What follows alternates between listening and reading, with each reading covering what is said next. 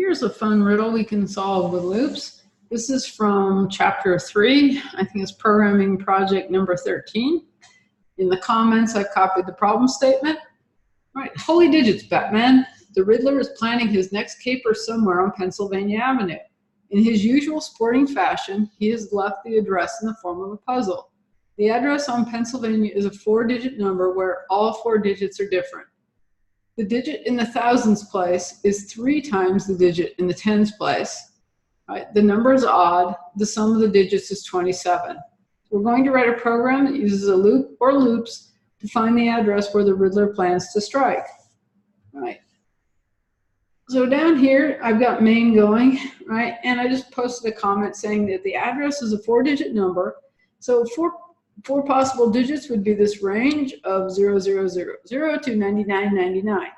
Now we know it's probably not either one of these endpoints, right? Because not all 4 digits are different. But what we're going to have to do is we're going to have to be able to know which digits in the thousands place, which is in the hundreds, tens, and ones in order to be able to know that all 4 digits are different, and then in order to be able to program this math in about the thousandth place is 3 times the digit in the tens place.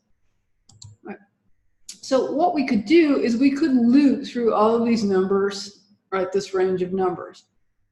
Now, if we were to try to set a single integer value, something like int number, right, and if I said 4, number equals 0, number less than or equal to 9,999 plus number, well, that would generate all possible integer values between 0 and 9,999. But that doesn't actually give us 4 digits, right? We would have to look at 0 and say, okay, well, that's less than 10, so we know we have a 0 in the zeros place, right? We'd have to figure out which each one of the digits are. So another way we could do it is we could use some nested loops to start off with, to separate the thousands, right, the hundreds, the tens, and the ones. It's another tack we could take. I think I want to try that. So here's how I think I'm going to solve it. I'm going to use for loops. I know how often each loop needs to execute, so I'm going to declare here's my thousands digit. I'm going to set that equal to 1, and as long as thousands is less than or equal to 9, and we'll increment that each time through. And here I'm going to nest another loop that says for int hundreds is equal to 0, hundreds is less than or equal to 9, plus hundreds again, I'm going to nest tens in here. Tens equal to 0. Tens less than or equal to 9. Plus tens. One more loop. Let's nest the ones. Ones equal to 0. Ones less than or equal to 9. Plus ones. And now inside these 4 loops, let's just print out some digits to see how this works. This works like I think it is. All right, so I've not used namespace standard. I'll just actually use the scope resolution operator in this example. So we're going to print out standard. I'm going to print out the thousands digit, followed by the hundreds digit, followed by the tens digit, followed by the ones digit, and then I'll print each one on a new line, so it'll look like we have a 4-digit number. Right? I think what I'm going to do is, a few of you have used this Windows system pause command before, which this really only generally works on Windows. It's found in the C standard library. And what this is going to do is it's going to pause this every time it stops. Every time this loop finishes, it should pause and wait for us to press a key. So let's see if I can build this. Oh, endl is undefined. Yes, it is in the standard namespace, and I didn't scope it.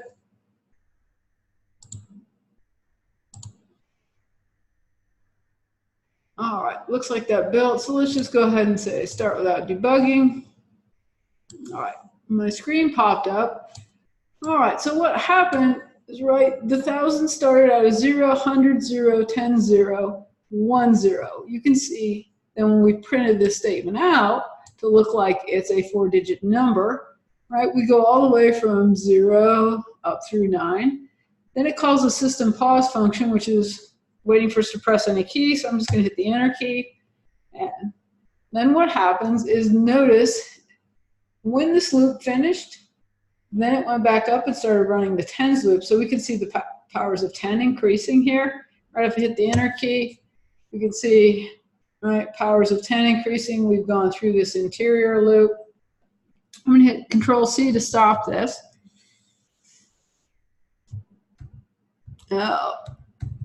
And here's what I don't like about the system pause. It's not Control C. When I hit that, is press any key to continue. I don't have a signal interrupt that's allowing me to stop the program. Control Z is not killing it either, so I'm just going to shut down this window. Or is there a way to stop this here? I don't see a way to stop it here. I'm going to shut the window, which hopefully should end the process. I don't know that it did, though.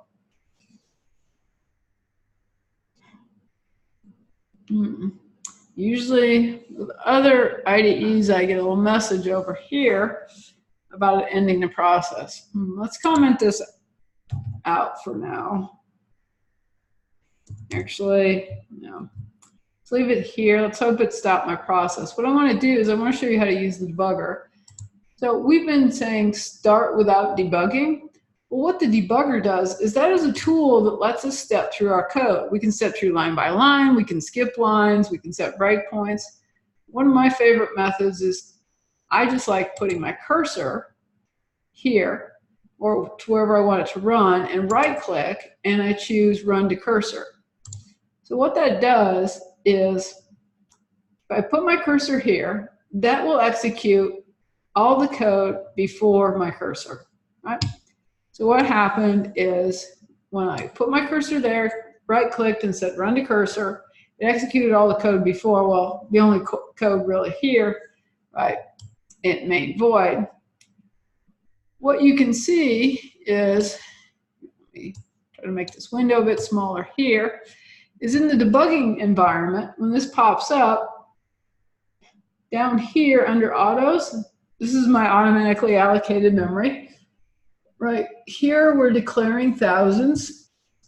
And at this point, thousands have not been assigned the number 0, right? So you can see out of memory, it just has whatever random garbage value here.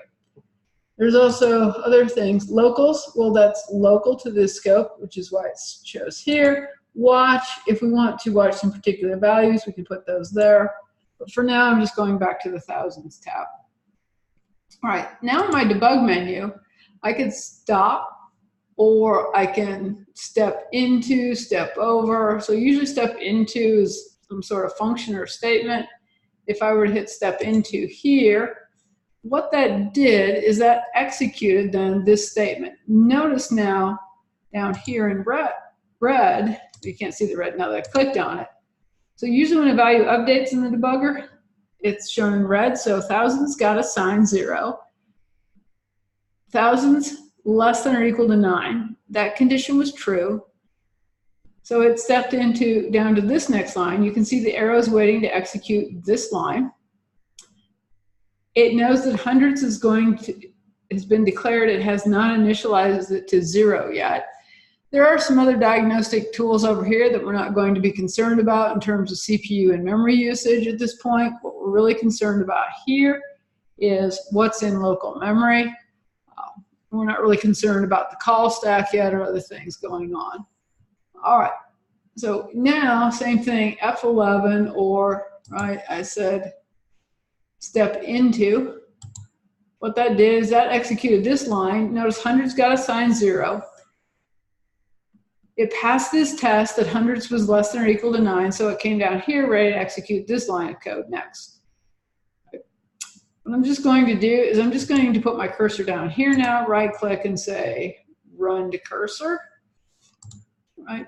So now you can see what it did is it ran this line. It set 10's equal to 0. 10 was less than or equal to 9. 0 is less than or equal to 9. Came down here. It set 1's equal to 0.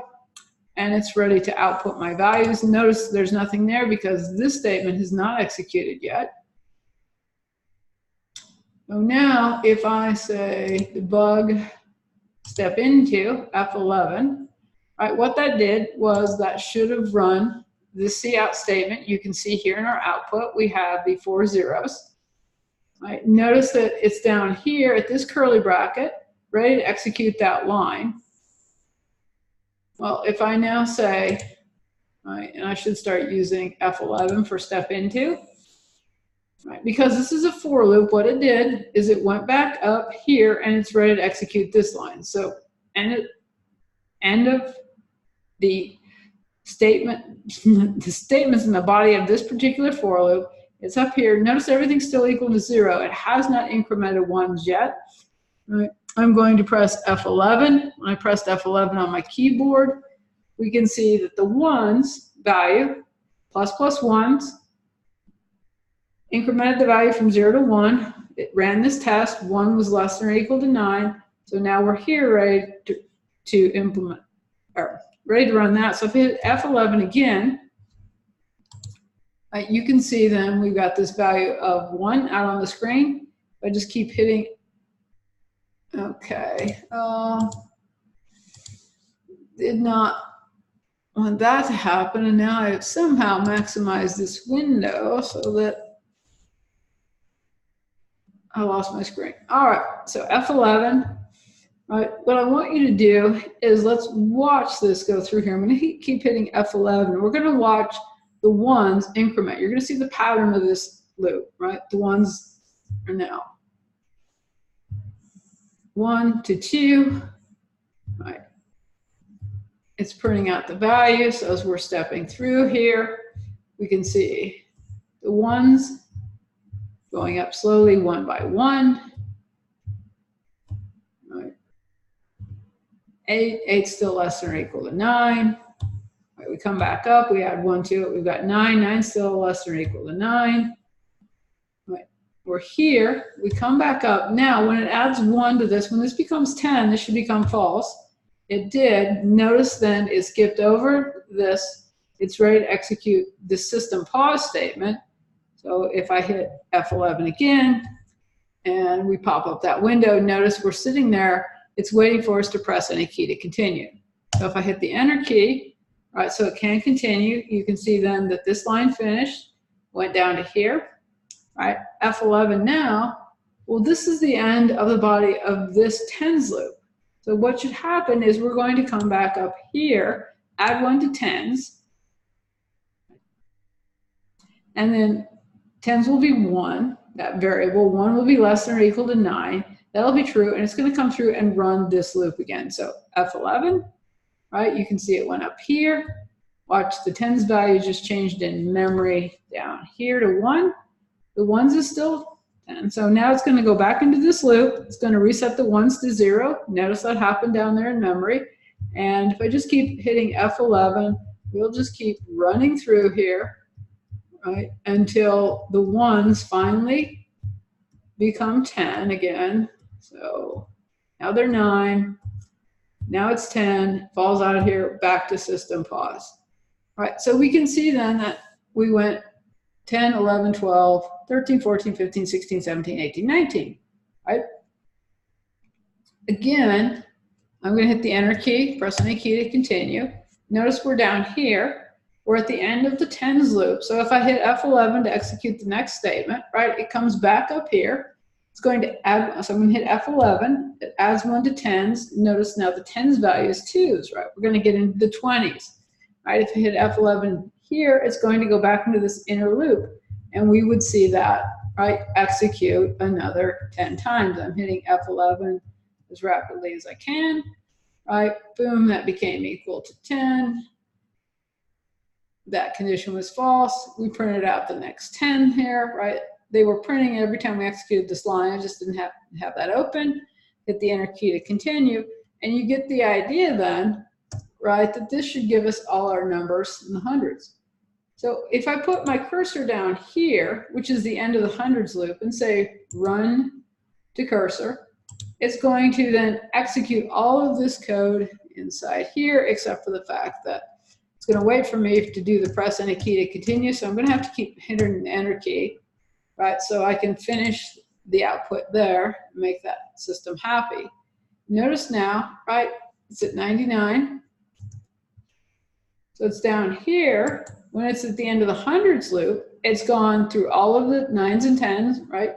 And now it's going to come back up here and add 1 to hundreds. If I hit F11, right, we can see now that when hundreds has a value of 1, and it would go through and it would cycle through giving us all of our digits. So if we let this keep running, right, eventually then when the hundreds becomes 10, right, it'll come back up and output the thousands here for us. So what this will do, this will give us all possible 4-digit numbers in the range of 0 through 9,999.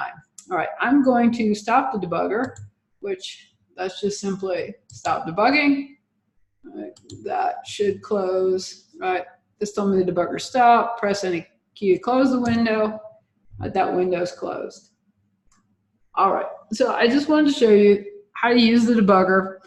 This is an extreme example with 4 nested loops, but now that we know that we can generate the numbers 0 through 9,999, and we know that it's inside this loop when we have a unique 4-digit number in that range, we can then start adding our logic for these conditions. So all 4 digits are different. All 4 digits are different. So let's say all 4 digits are different. How do we write that logically? Stop the video. Go ahead, think about how you would write it. Go ahead and write it. Hopefully you're following along and writing this code and running your debugger. So I can say if thousands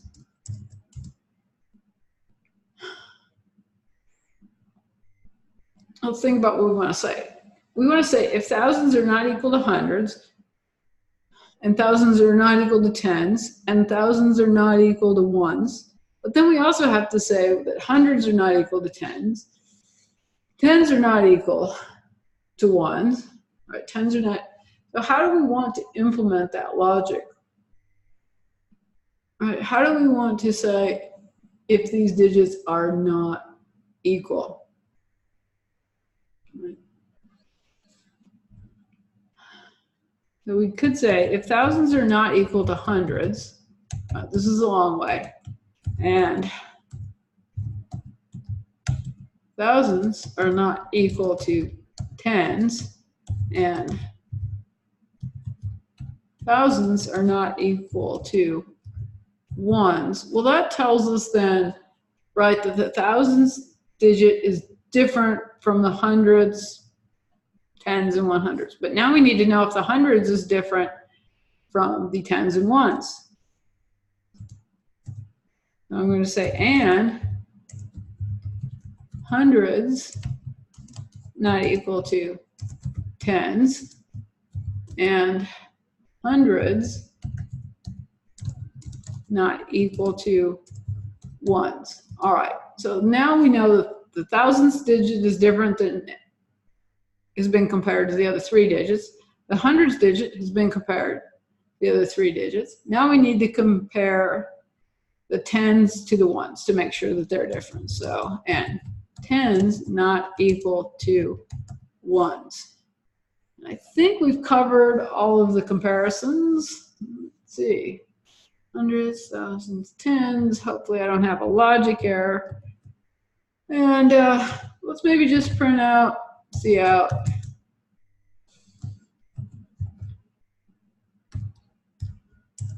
Unique, or let's just say all 4 digits are different. Let's test that condition. And let's move this down here.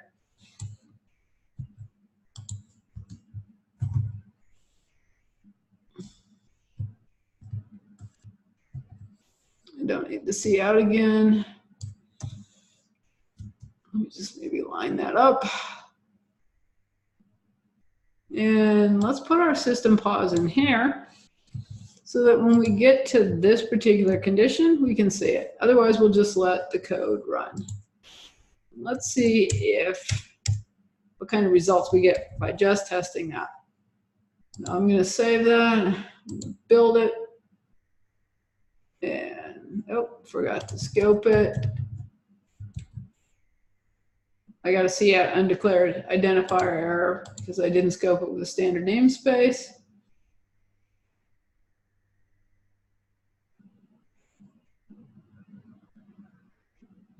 All right, no errors there. Let's just go ahead and say start without debugging.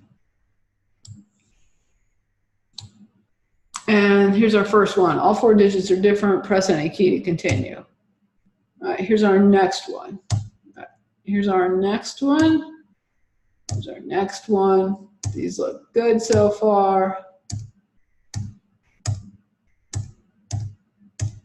All right, you can see there's quite a few of them.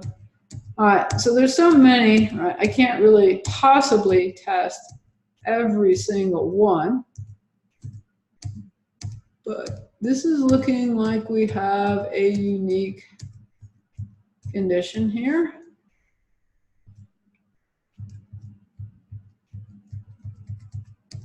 All right, we're into the 200s. I'm just going to call that good for now.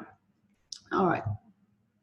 Once again, Control C will be pressing a key to continue, so I'm going to have to shut the window down. All right. So it looks like we then match that condition. And we haven't tested every possibility, but sometimes we can't test every possibility. All right, the digit in the thousands place is 3 times the digit in the tens place. Let's check that. So we're going to say if this is true, then let's go ahead and check our next condition. So that would be if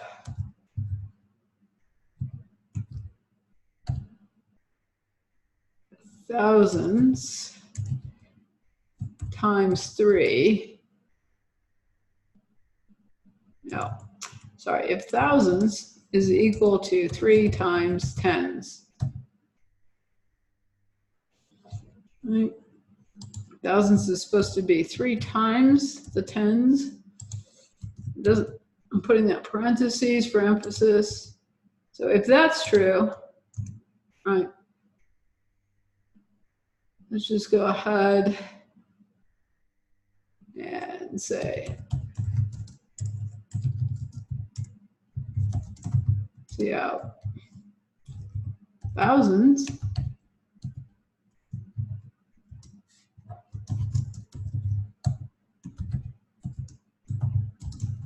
is 3 times tens.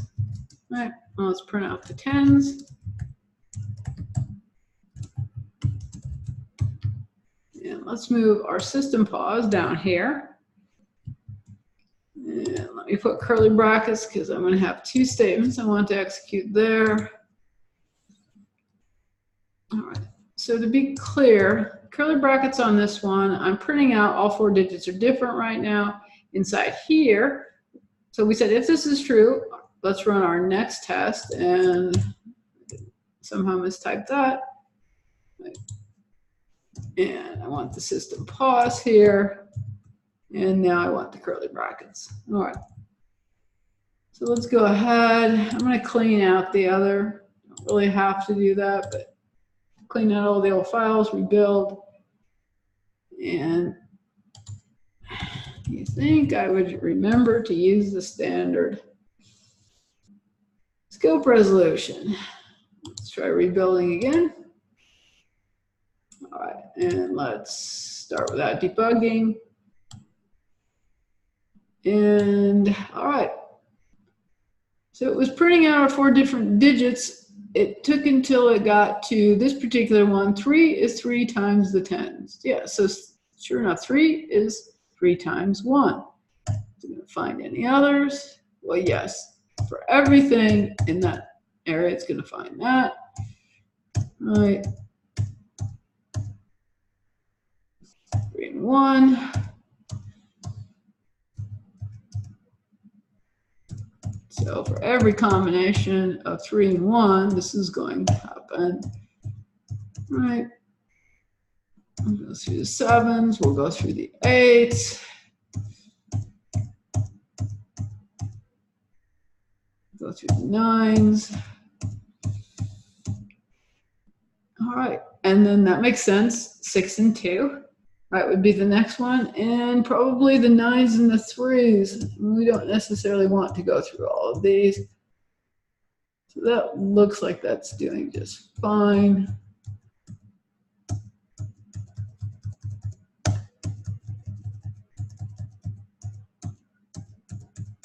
See if I can get to the first set of 9s, just because I'm stubborn, I guess. And there we go. There's the 9s and the 3s. So I'm going to shut that down. It looks like we did fine with that particular test condition. Right. The number is odd. So the next thing we want to check to see is if the number is odd.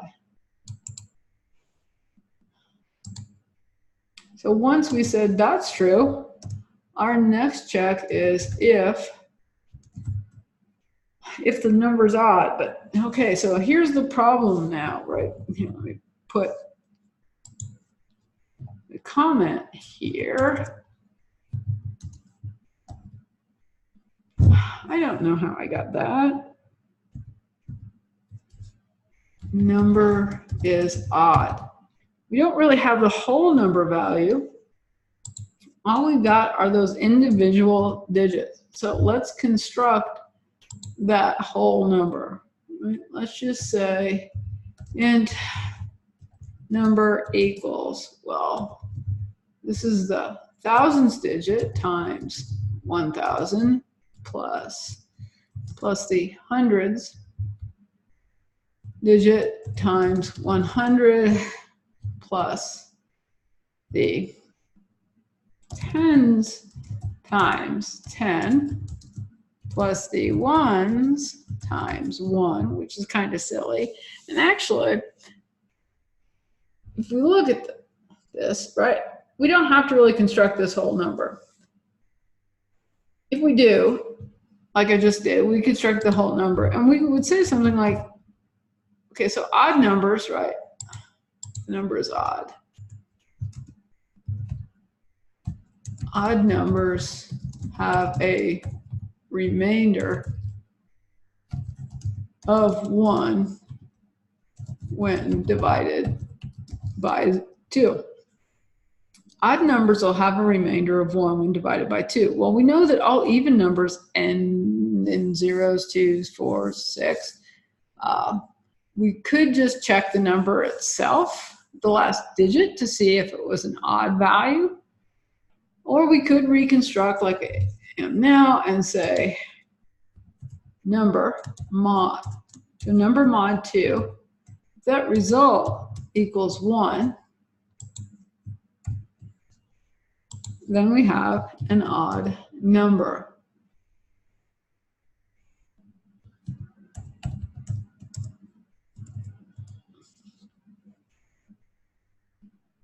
So here, I'm going to borrow this. And we're just going to change this to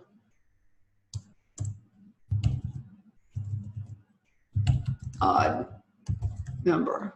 All right. I'm going to stop printing out that all 4 digits are different here. I'm going to turn that off so we don't see that. I'm going to move system pause down here. All right, we're narrowing in. We thought that was good, so I'm going to turn that output off as well. Let's see how we did with this logic. Like I said, we might have just simply been able to, instead of performing all this math, we actually could have said, if the ones is equal to 1, or 3, or 5, or 7, or 9. That might have been less operations than performing all the math and actually creating a variable in memory, but let's run it after we build it. All right. So now the first number that comes up is 3015. All right, all 4 digits are different. 3 is, so the thousands are 3 times the tens, and it is an odd number, right? So you can see now we're going to get a bunch of these in the 3,000 range. All right. So I'm going to stop that, and we're going to add our last test. Our last test is the sum of the digits is 27. So now in here, right, once this condition is true, say sum of digits is 27. And so we'll just say if, right, we can just add these up here. If thousands plus hundreds, hundreds plus tens plus ones, if that equals 27,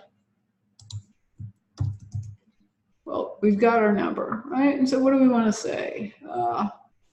Let's go ahead and say what the address is. Let's just say standard cout B. Say we solved the riddle.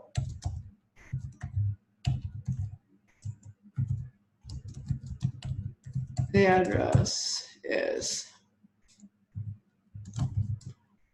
And now we need to print out this.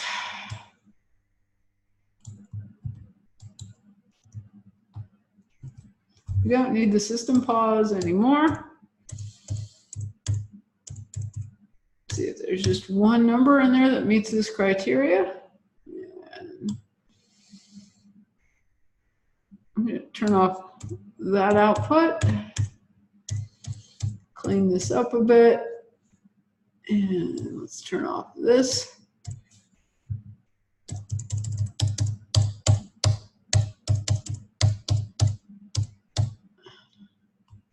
Save it.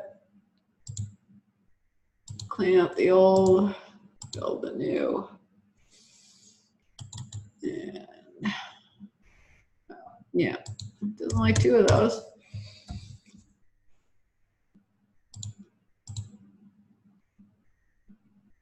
All right, looks like it succeeded. And here we go. It says the address is 9837.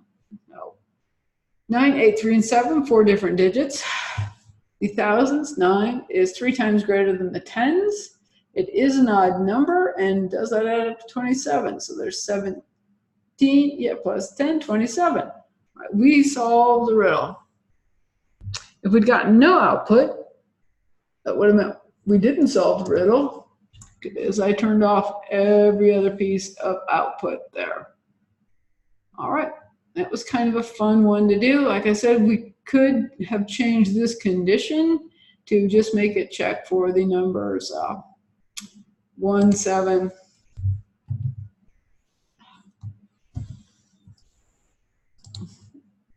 Sorry. Could have changed this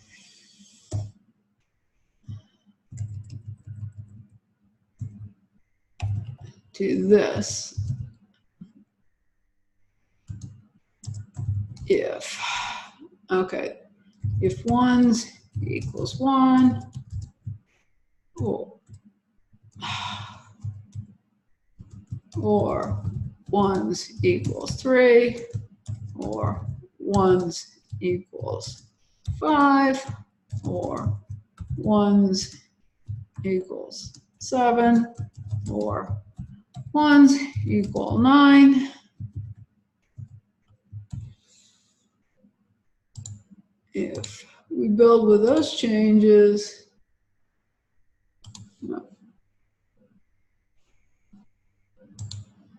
and then run it again, we should get the same number. We did. All right. So we could have written it that way as well, or maybe you know some other more clever way to do this. All right, that was kind of a fun riddle to solve. Often don't have 4 loops nested in one inside the other. There are other ways to solve it, but this was the easiest way that came to my mind today. All right, and so you might want to practice using the debugger to step through there here, right, to watch then how things change in memory, how your flow of code executes. But that's the end of this tutorial.